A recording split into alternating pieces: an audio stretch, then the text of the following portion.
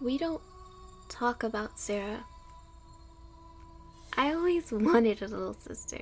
I would beg my parents, please, please, and they'd roll their eyes and tell me that I wasn't that simple. That didn't stop me from talking about it every chance I got, though. When they brought Sarah home, it was the happiest day of my life. She was so cute. I couldn't wait to share my toys with her. I started going through them, deciding which ones were hers and which ones were mine. I borrowed my daddy's label maker and I started putting our names on each thing so I wouldn't get them confused. She cried a lot at first. I'd asked my parents why she cried so much, and they told me it was natural. They said that when she got used to us in our house, she would calm down and not cry all the time. Sometimes, though, she'd cry so loud that Daddy would have to take her into the basement where it was soundproof so the neighbors wouldn't complain. She slept in Mommy and Daddy's room for the first month. Sometimes I tried to join them, but they'd always lock their door. Mommy said their bed wasn't big enough for all of us to sleep in. I was patient. I knew the new bed with the bars that they'd set up in my room would eventually be hers. When they felt it was safe to let her sleep on her own, they started putting her in it.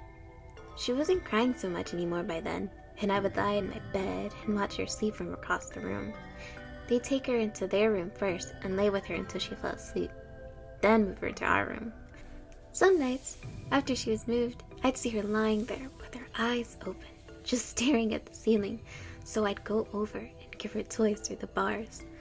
A lot of the time, she'd just throw the toy and then start crying, and then I'd have to hide under my covers before Daddy came in to deal with her. Eventually, they started letting Sarah sit with me in the playroom. I was told that I wasn't allowed to give her anything too small or sharp she would hurt herself with.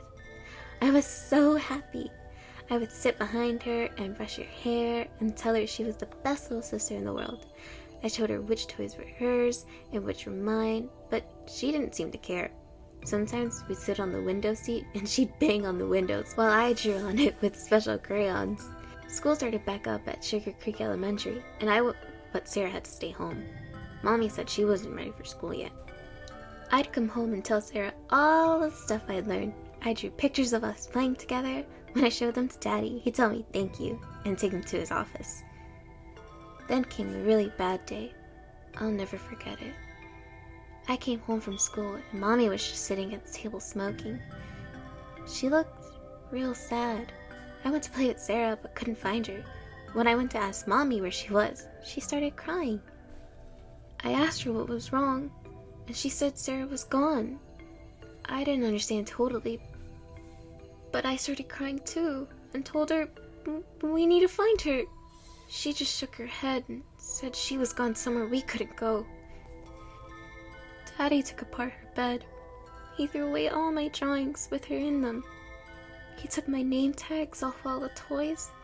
Sometimes I'd find one he'd miss, and it'd make me cry. I started collecting them and hiding them, but he found out where I hid them by accident and got really mad. We weren't allowed to talk about her. It was like she never existed. I didn't think it was fair.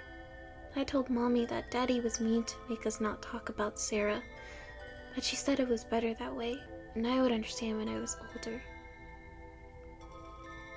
I saw Sarah again. It was just one time, but I'll never forget it.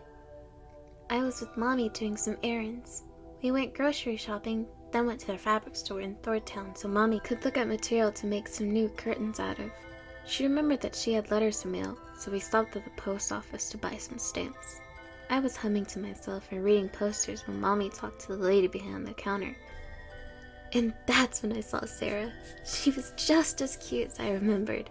I walked over and looked at the poster with her picture, but they had gotten her name wrong. Somebody had written her name down as Shannon.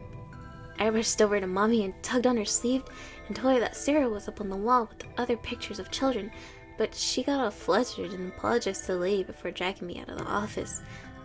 I had to shout because she kept trying to talk over me instead of listening. I saw Sarah. They got her picture on the wall in there. Finally, Mommy slapped me and told me it wasn't Sarah, and that it may have looked like Sarah, but I was mistaken, and if I didn't stop, I'd get in real trouble with Daddy when he got home. I cried and promised to be good, but even after I promised I wasn't allowed to have dinner and had to sit in my room that night. I heard Mommy and Daddy talking in the kitchen, and they got kinda loud. Somebody started banging open the kitchen drawers, and then Daddy's feet stomped up the stairs. But then I heard Mommy screaming, "Don't you dare!" And then he stopped outside my room and went back downstairs. We never went back to the post office, and I never saw Sarah again. This is the first time I've talked about Sarah since that day.